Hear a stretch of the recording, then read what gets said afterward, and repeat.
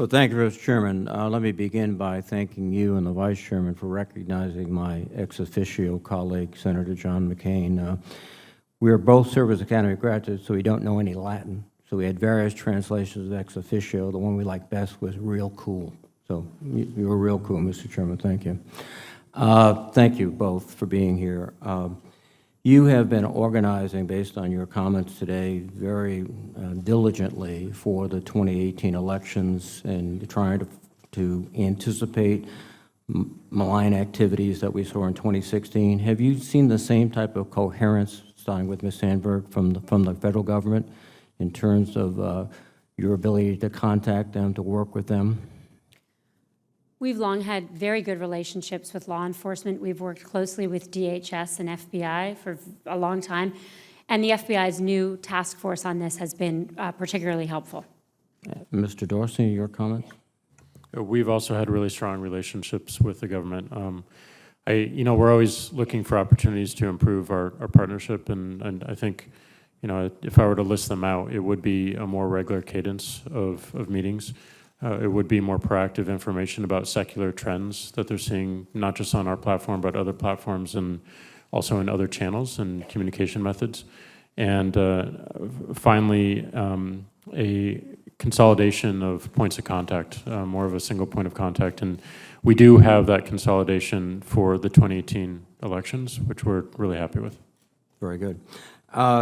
One of the rules is to follow the money, and you've talked about how you, in terms of political advertising, have identified the citizenship of their advertisers. But are you able to trace the monies? It's fairly easy to set up a corporation in the United States, and the money could all be coming from overseas, even from some pernicious sources. Do you go that far, Ms. Sandberg, and then Mr. Dorsey?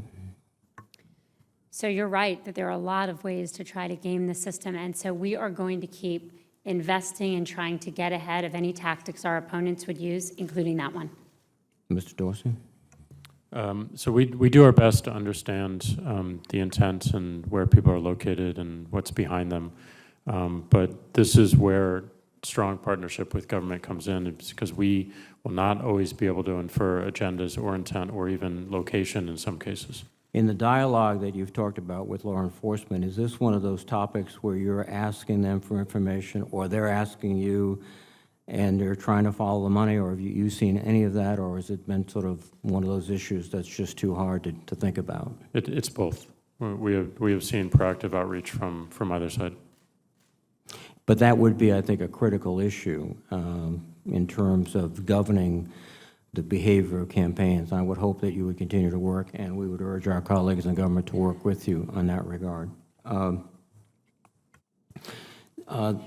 One of the issues, and I think Senator Warner and several others have brought it up, is the prevalence of bots. I'm not a technologist, but it seems to me that you could identify a bot's presence, that you could notify at your consumers that 35% or 80% of these messages have been generated electronically. Is that feasible, and is that something you're doing? It's a mixed answer right now. We are able to identify automations and activity coming through our API, and to Senator Warner's comments, we would be able to label that with context, but we are not necessarily as easily able to identify people who might be scripting our website. So making it look like it's an actual human, or even the app, make it look like an actual human performing these actions, that becomes much more challenging and unclear. So in consideration of labeling and context, we need to make sure that when people see that bot label, that they're assuming that everything it's not on is human. We need to make sure that there's a precision and accuracy as we label those things. But wouldn't there be a value in beginning the labeling process, even with the heavy disclaimer that this identifies only a fraction of potential fictitious actors?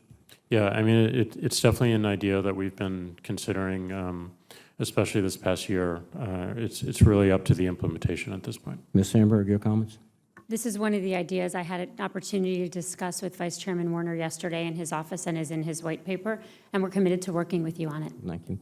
Let me just ask you a question. Going forward, I think we're going to come to a major debate within this country, within the whole world, of who owns my data, which rapidly is becoming me. Is it a company like Facebook? Is it a company like Twitter? Which raises the question of, do you believe that your users should have the right to control what you do with their data, either selectively, an individual occurrence, or generically, or even simply purge it at some point?